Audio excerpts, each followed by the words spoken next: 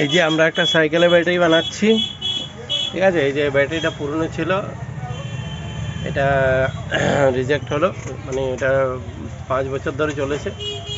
এখন এটা বানাচ্ছি ওর মধ্যে 15,000 mAh সেল দিয়ে।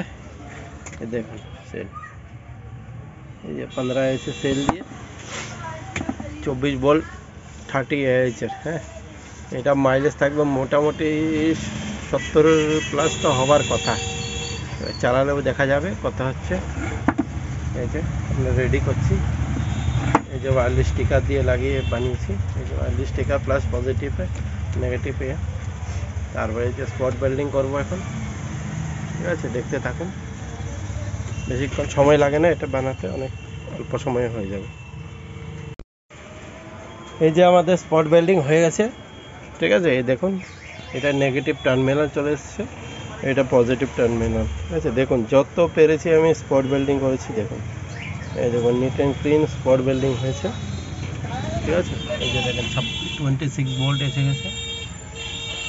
এবার বিএমএস লাগাবো, বিএমএস লাগিয়ে এটা প্যাক করব, দেখতে দেখুন, ঠিক আছে। এই যে নিট অ্যান্ড ক্লিন করে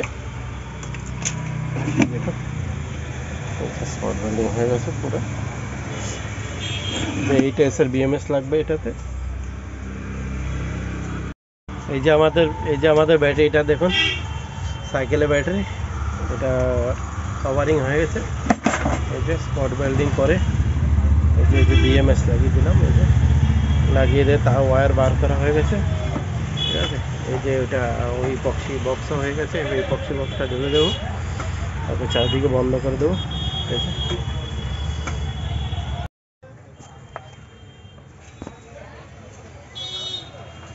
এই যে আমার সাইকেলের ব্যাটারিটা কমপ্লিট হয়ে গেছে প্যাকিং।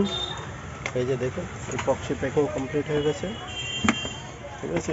এবার হিট সিং लगाबो, बस আমার কাজ শেষ, कस्टमर एसे নিয়ে যাবে। ये देखिए ये जो बैटरी है ना, ये हमने साइकिल में लगा दिया हो। ये देखिए ये जो मेरा बैटरी